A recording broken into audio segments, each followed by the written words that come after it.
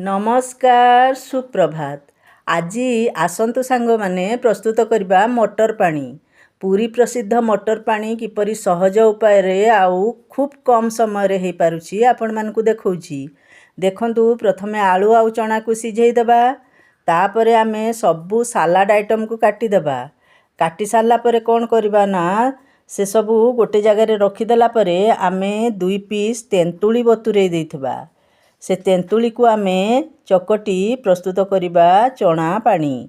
देखंतु मु किपरि भाबरे सबु किछि काटी रखिदेली, तापरे लूण तेंतुली कंचा लंका आलू गोटे पीस देई ताकू चकटी देबी। देखंतु एई भली भाबरे आपण चकटिबे। रेसुण जदि फाळे चकटी पारिबे ताहले भलो, गोटे कोळ रेसुण दे देले भी भलो। लेंबू टिके चिपुड़ी देली, तापरे काटी रखिथिबा सबु सालाड आइटम को काकुड़ी टमाटो पियाज आउ ये जो धनिया पत्र काटी रखी कंचा लंका एबे दे देली जीरा लंका गुंड भजा, तापरे दे देली टिके चाट पाउडर। एबे चना आउ आलू को देबा। देखंतु आपणकर जेतिकी खाइबा इच्छा सेतिकी मात्रा रे चना आउ आलू देबे। आलू न देले मध्य आपण खाई परिबे केवल चना आउ तार सिझा पानी को देई चटपटा चना झोल खाई परिबे। देखंतु एहीपरि भाबरे लंका मध्य दे देबा। लंका दे सारला परे तापरे आमे ताकू आउ गोटे सुंदर बाउल रे ढाली देबा।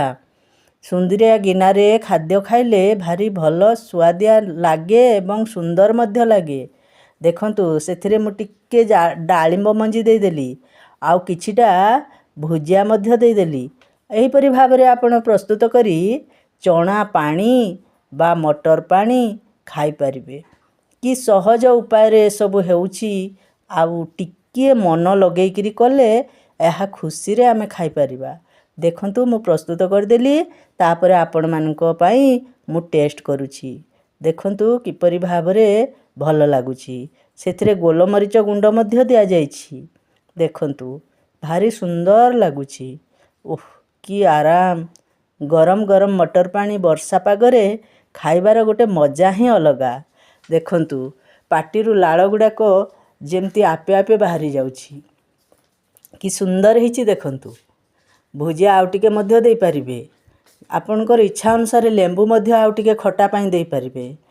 टेस्ट जहाकू जेतकी दरकार, राग खट्टा जहाकू जेउ परिमाण रे दरकार सेही परिमाण रे आपण देई परिबे। निज इच्छा अनुसार सेथिरे चीनी टिके मध्य देई परिबे। रहिली नमस्कार। जय श्री जगन्नाथ।